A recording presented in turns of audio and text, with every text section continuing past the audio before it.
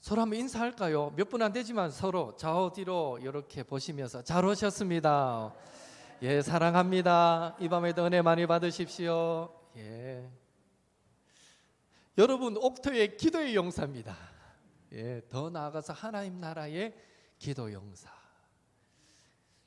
하나님이 예수 그리스도를 주로 고백하는 모든 사람을 다 기뻐하시고 사랑하시겠지만 특별히 그 가운데 기도하는 사람을 더 아끼고 사랑하시리라 여겨집니다. 예.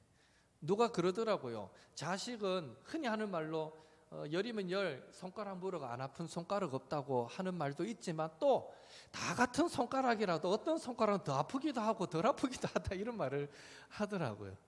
예. 부모의 마음은 동일한 사랑으로 자식을 사랑하지만 특별히 또 부모와 자식도 인간관계다 보니까 그 관계성에 특별히 더 애정이 가고 더 신경이 쓰이는 자녀가 있기 마련인데, 그런 의미에서 하나님이 주의 백성들 다 동일하게 사랑하시지만 특별히 누구에게 더 한 번 더 눈길을 주실까? 그 사람은 바로 저는 기도하는 사람이다 라고 생각합니다. 하여튼 저와 여러분 이 자리에 늘 오던 자리이기 때문에 또 그다지 어렵지 않게 와지면 그게 은혜이고 축복입니다. 그렇지만 이 자리 올 때마다 결단해야 되고 또 마음을 한번 다잡아야 되는 분이시라면 잘하셨습니다. 승리하신 것입니다. 계속 이 기도의 자리를 잘 지켜가셨으면 좋겠고요. 하여튼 이 자리가 우리가 느끼든지 못 느끼든지 이 자리가 복받는 자리구나, 이 자리가 내 인생을 하나님께 맡겨드리고 하나님의 책임지심을 얻는 자리구나, 이렇게 믿으시고 늘 사모하면서 이 기도의 자리로 나올 수 있기를 주님의 이름으로 축복합니다. 요즘 여러분에게 제일 큰 기쁨이 무엇입니까? 아마 우리 이종욱 장로님, 박미양 권사님은 고단한 하루를 보내다가 손자 재하를 한번 보고 딱 앉는 순간 그 모든 피곤이 막 피로가 싹 풀리는 것 같은 그런 기쁨을 느끼시지 않겠습니까? 맞습니까, 장로님? 그렇죠. 예, 막 근심 걱정 또 여러 가지 관계 때문에 이 계산이 안 되고 일이 안 돼서 막 스트레스 받다가도 제아가 할아버지 하고 오면 가면 딱 앉는 순간 뭐 세상 근심 걱정 다 잊어버리는 그런 기쁨이 있지 않겠는가, 이런 생각합니다. 제아가 하나님의 사람, 믿음의 사람으로 아름답게 잘 자라기를 주님의 이름으로 축복합니다. 또 어떤 분들은요, 이 코로나 방역이 어느 정도 완화되고 나서 좋아하던 여행, 좋아하던 운동, 좋아하던 취미 생활을 좀 더 자유롭게 할 수 있는 것이 요즘 큰 낙이고 기쁨이신 분들도 계실 것입니다. 우리 교인 중에 한 집사님, 자주 나오시는 분은 아니지만 여행 좋아하시는 분이 계시거든요. 예. 그분이 코로나 끝나고 오시다가 한동안 한 달 넘어 안 보이셨는데 물어보니 여행 다녀왔대요. 얼마나 여행을 좋아하시는지 친구들하고 어울려가지고 전 세계를 돌아다니시는 분이 계시는데, 예, 어떻게 지냈나 몰라요. 지난 2년 코로나 기간 동안 막 답답해가지고. 하여튼 아마 코로나가 풀리면서 내가 좋아하는 여행 마음껏 할 수 있어 좋다, 그게 낙이신 분도 있고, 내가 좋아하는 운동 이제 마음껏 할 수 있어서 기쁘다, 이런 분들도 안 계실 것 같습니다. 또 어떤 분들은요, 오후 예배가 다시 시작되어서 이 주일만큼은 하루 종일 교회에서 예배하고 식탁에 교제를 나누고 또 335 그 쉬는 시간에 성도들과 교제하며 담소를 나누는 것, 이것이 요즘 나에게 가장 큰 유일한 낙 중에 하나입니다, 기쁨 중에 하나입니다라고 고백하실 분들도 계실 것입니다. 또 어떤 분들은 말씀을 읽고 기도하면서 날마다 큐티 생활하면서 매일매일 나에게 들려주시는 하나님의 음성을 듣고 나를 구원하여 하나님의 자녀 삼아주신 그 목적을 더 깊이 깨달아가며 나에게 맡겨주신 사명, 그 사명, 내가 살아가야 할 이유를 조금씩 더 깊이 알아가는 것을 기쁨으로 삼는 성도님들도 계실 것 같습니다. 오늘 본문이 바로 바울이 자신을 향한 하나님의 부르심에 반응하며 느끼는 기쁨을 우리에게 잘 소개해 주고 있습니다. 바라기는 우리 모두에게 하나님의 은혜로 건강에서 오는 기쁨, 만남에서 오는 기쁨, 또 성취함에서 오는 기쁨, 풍족함에서 오는 기쁨이 가정과 일터에 넘치게 되기를 예수님의 이름으로 축원합니다. 또 다른 모든 기쁨은 혹 우리에게 좀 부족할 수 있더라도 바울처럼 날마다 그리스도 예수 안에서 부르심과 사명을 재확인하고 살아가야 할 이유를 찾는 기쁨이 또 저와 여러분에게 항상 풍성하게 넘치게 되기를 예수님의 이름으로 축원합니다. 지금 바울은 감옥에 갇혀 있습니다. 12절에 나의 당한 일, 13절에 나의 매임이라는 이 표현은 모두 바울이 지금 감옥에 갇혀 있다라는 것을 말해줍니다. 감옥살이를 기쁜 일이라고 말할 사람은 우리 가운데 한 사람도 없습니다. 물론 우리는 감옥살이를 경험해 보지 않았기 때문에 그게 어떤지는 잘 모르지만 경험 안 해봐도 감옥 생활은 이 절대 기쁜 일이 아니다라는 것을 우리는 충분히 느낄 수 있을 것입니다. 어쩌면 남자들은 군 생활 다 해보기 때문에 이제 국방의 의무로 군 생활하는 그 2년, 3년에 군 생활했던 시간, 그 매여 있는, 억압되어 있는 그 시간을 경험해 봤을 때 자유가 그립고 힘든 시간들을 생각해 보면 갇힌다라는 것은 결코 유쾌한 일이 아니고 고통의 시간이다라고 말할 수 있습니다. 그런데 18절을 보면 바울은 지금 감옥에 갇혀 있으면서도 어떻게 고백하고 있습니까? 18절 끝에 이로써 나는 기뻐하고 또한 기뻐하리라. 나는 기뻐하고 기뻐하리라. 무엇 때문에 지금 바울은 감옥에 갇혀 있으면서도 기뻐하고 있을까요? 무엇이 바울로 하여금 그 고통의 상황에서 기뻐하게 만들었을까요? 우리가 본문을 읽어서 아시겠지만 바울이 투옥되었다, 감옥에 갇혔다라는 소식을 듣고 형제들 가운데 두 가지 반응이 나타납니다. 첫째는 어떤 이들은 바울의 투옥으로 인해서 신앙의 도전, 믿음의 도전을 받고 더 담대하게 착한 뜻으로 지금 바울이 갇혀서 복음을 전하지 못하니까 바울을 대신하는 마음으로, 바울을 향한 사랑의 마음으로 복음을 증거하게 되었습니다. 어떤 이들은 이런 모습이 나타났습니다. 둘째로 어떤 이들은요, 이 바울의 왕성한 사역을 시기해 오던 차에 바울이 감옥에 갇혔다라는 소식을 듣고는 드디어 이제서야 우리의 사역을 확장시킬 때가 되었다. 이제 우리를 더 부각시키고 드러낼 때가 되었다라고 여겨서 바울과 경쟁하는 마음으로 성경 표현대로라면 바울을 향한 투기와 분쟁의 마음으로 복음을 증거하는 이들도 나타나게 되었습니다. 그러나 이렇든지 저렇든지 간에 중요한 사실은 결과적으로 바울이 감옥에 갇힘으로 인해서 훨씬 더 왕성한 복음 전파의 사역이 이루어지고 있었다라는 것입니다. 그래서 바울은 고백했던 것이죠. 18절 같이 읽겠습니다. 그러면 무엇이냐? 거칠애로 하나 참으로 하나 무슨 방도로 하든지 전파되는 것은 그리스도니 이로써 나는 기뻐하고 또한 기뻐하리라. 아멘.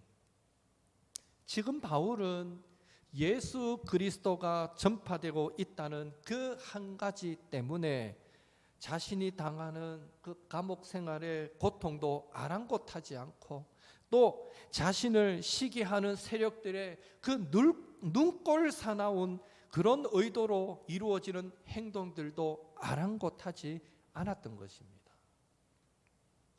사실 여러분 경쟁 관계에 있고 원수 관계에 있으면 상대방이 아무리 선한 의도를 가지고 행동해도 그 행동이 절대로 곱게 보이지 않는 것이 우리 인간이 가지고 있는 약점 중 하나입니다. 목사님 나는 안 그렇던데요 하시면 훌륭하십니다. 훌륭한 인격을 가진 것이고요. 앞으로도 그렇게 사시면 됩니다. 그런데 대부분의 사람들은 많은 경우에 정말 원수까지는 아니더라도 저 사람은 정말 내하고 안 맞아, 이 정도의 관계가 있으면요, 그 사람이 하는 어떤 일도 다 눈에 좋지 않게 보이는 거예요. 이게 사람의 연약함의 한 모습인 것 같습니다. 그런 의미에서 바울도 우리와 동일한 인간의 감정을 가진 사람인데 어떻게 감옥에 갇힌 자신을 더 괴롭게 하려고 했던 사람들의 그 행동까지 기뻐할 수 있었겠는가 하는 것이죠. 그것은요, 바울은 자신을 향한 하나님의 부르심, 자신이 이 땅에 존재해야 할 이유와 목적을 분명히 깨달아서 알고 있었기 때문에 가능했던 일입니다. 20절 21절 함께 읽겠습니다. 나의 간절한 기대와 소망을 따라 아무 일에든지 부끄러워하지 아니하고 지금도 전과 같이 온전히 담대하여 살든지 죽든지 내 몸에서 그리스도가 존귀하게 되게 하려 하나니 이는 내게 사는 것이 그리스도니 죽는 것도 유익함이라. 아멘. 바울은 자신으로 인해서 예수 그리스도만이, 우리 주님만이 존귀하게 되고 영광 받으시는 것을 자신의 존재 이유로 삼았기 때문에 예수님만 존귀하게 될 수 있다면, 영광 받으실 수 있다면 자신은 죽어도 좋고 살아도 좋고 아무래도 관계없다라고 지금 고백하고 있는 것입니다. 사실 이 믿음의 자세는 오늘 우리 모두의 자세여야 하고 우리 모두의 존재 이유여야 합니다. 이렇듯 바울이 살아가는 이유가 자신을 통해서 예수님만이 존귀하게 되는 것이었기에 12절 말씀처럼 바울은 자신이 감옥에 갇힘으로 복음이 더 왕성하게 전파되는 것을 보고 자신의 고난조차도 할렐루야, 이렇게만 복음이 왕성하게 전파될 수 있다면 나는 2번이고 3번이고 더 감옥에 갇힐 수 있다, 이런 마음의 자세로 이것이 곧 자신의 그 고난이 곧 복음 전파의 진전이 되는 것을 바라볼 수 있었고요. 또한 바울을 더 괴롭게 하려고 했던 이들의 선하지 못한 의도를 바라보면서도 영적인 분별력을 잃지 않고 시험에 빠지지 않고 그 속에서 그리스도가 전파되었다는 것, 그 한 가지 사실만으로도 상처받기보다는 기뻐할 수 있었다라는 것입니다. 세월이 많이 흘렀지만 제가 오래전에 신방하면서 기억에 남는 한 권사님이 계시는데 그분은 눈에 이 시신경이 거의 죽어서 누구든지 가까이 가지 않으면 그저 뿌옇게만, 그 형태만 보이는 정도의 시력을 가지신 권사님이셨습니다. 그러다 보니 잘 보이지 않다 보니까 약간의 이 경사, 높낮이가 있는 곳이 눈에 잘 구분이 안 되니까 여러분도 느껴보셨죠? 이 높낮이가 불과 몇 센치 아니더라도요, 그거 발 탁 잘못 디딜 때는 훅 이래 넘어지는 것 같은 느낌이 들거든요. 이 헛디딜 때도 별거 아닌 거에 헛디뎌서 넘어지기도 하는데, 그래서 그 권사님은 수시로 넘어지고 다치고 이런 일이 다반사였고요. 그래서 보이지 않는 것 때문에 당하는 고통이 이만저만이 아니었습니다. 알고 보니까, 들어보니까 완전 실명될 뻔하였다가 그나마 수술이 잘 되어서 그 정도로 현상 유지하고 있다라고 말씀하시던 기억이 나는데요. 그러면서 아주 태연하게 이것도 언제 안 보일지 몰라요, 이렇게 말씀하셨습니다. 그 상황에서 권사님의 고백이 참 제 마음에 감동으로 오래도록 남는데 이렇게 말씀하시더라고요. 이 신방하다가 이래 차를 마시면서 이래 대화 나누다 보니까 이 사실을 알게 된 거잖아요. 그러니까 제가 어떻게 그 소식을 듣고는 되게 막 좀 안타까워하는 마음을 갖고 있는 게 느껴지셨는지 이런 말씀하시더라고요. 목사님, 나 같은 죄인을 이마만큼이라도 보게 해주시니 얼마나 감사한지 모르겠어요. 완전히 실명하는 것보다는 이렇게 희미하게라도 뿌옇게라도 보이니 100배 1000배 낫지 않습니까?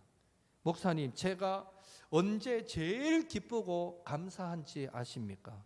아침에 잠에서 깨어 눈을 떴을 때 뿌옇게지만 집 천장이 보일 때 하나님께서 오늘도 부족한 나를 보게 해 주시는구나 생각하면 그때가 제일 기쁘고 행복합니다.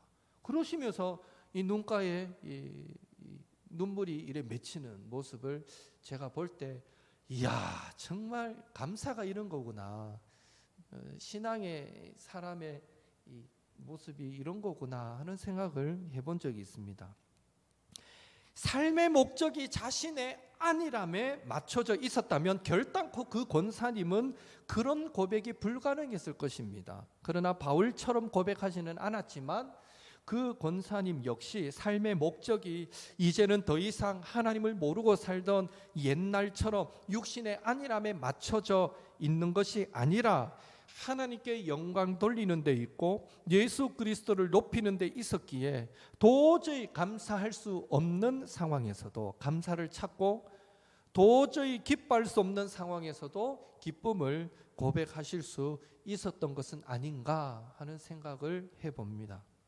그런 의미에서 바울처럼 사나 죽으나 나로 인해서 예수 그리스도만 존귀하게 되기를 원한다는 삶의 분명한 목표가 우리 안에 먼저 세워지게 될 때에 그에 따른 영적인 분별력도 주어지며 우리의 삶은 자연스럽게 육신의 탐욕을 쫓는 삶이 아니라 하나님께서 맡겨주신 신령한 일을 향해 다름질하는 삶을 살아가게 되는 것입니다. 여러분, 오늘 우리는 왜 살아가고 있습니까? 무엇을 위해 살고 있습니까? 앞으로 여러분은 무엇을 위해 살아가고 싶습니까? 지금 우리가 존재해야 할 이유와 목적을 하나님 안에서 예수님 안에서 발견하지 못한다면 장담하건대 우리는 결단코 참 기쁨을 누리지 못할 것이며 저와 여러분의 인생 마지막은 아마 허무함으로 맞춰질 것입니다. 그런 의미에서 영혼의 참된 기쁨이 넘치는 삶을 우리가 원한다면 여러분을 향한 하나님의 부르심을 날마다 재확인하시기 바랍니다. 청년의 때에 여러분 심령 가운데 심으셨던 하나님 아버지의 마음을 회복하시기 바랍니다. 고사리 같은 손 모아서 주를 위해 살겠다고 무릎 꿇고 기도했던 그 마음을 회복하시기 바랍니다. 흐르는 세월 속에 우리의 믿음이 약해졌음을 인정하고 환경을 탓하면서 믿음의 결단을 내리지 못했던 우리의 우유부단함을 회개하면서 간절함으로 성령의 충만을 사모하시기 바랍니다. 그리고 이렇게 고백하시기 바랍니다. 주님, 내가 여기 있사오니 나를 보내소서. 나의 마음, 나의 몸 모두 주께 드리오니 주님 받으시옵소서. 주님, 내가 여기 있사오니 나를 써 주소서. 가진 것 모두 다 주께 드리오니 주 받으옵소서. 만약 우리가 하나님의 부르심을 날마다 새롭게 한다면 더 이상 우리는 실패를 두려워하지 않을 것입니다. 만약 우리가 하나님의 부르심을 날마다 새롭게 한다면 더 이상 세상과 비교하여 자신을 초라하게 여기지도 않을 것입니다. 그리고 더 이상 허송세월하지도 않을 것입니다. 만약 우리가 하나님의 부르심을 날마다 새롭게 한다면 우리는 성공을 해도 겸손해질 것이며 실패를 해도 소망을 잃지 않을 것입니다. 만약 우리가 하나님의 부르심을 날마다 새롭게 한다면 우리는 모든 부분에서 영적인 분별력을 갖고 합력하여 선을 이루시는 하나님의 일하심을 바라보면서 기뻐하게 될 것입니다. 그리고 그런 우리의 삶은 참된 행복으로 충전될 것입니다. 오늘 저와 여러분은 무엇으로 기뻐하고 계십니까? 바라기는 저와 여러분의 간절한 기대와 소망이 부르심에 순종하는 삶이 되기를 더욱 성령 하나님과 친밀하게 동행하는 삶이 되기를, 사나 죽으나 예수 그리스도만을 존귀하게 여기는 삶이 되기를, 그리하여 잠시 잠깐의 이 땅의 기쁨이 아닌 영원한 저 하늘나라의 기쁨과 행복으로 가득가득 채워지는 삶이 될 수 있기를 예수님의 이름으로 축원합니다.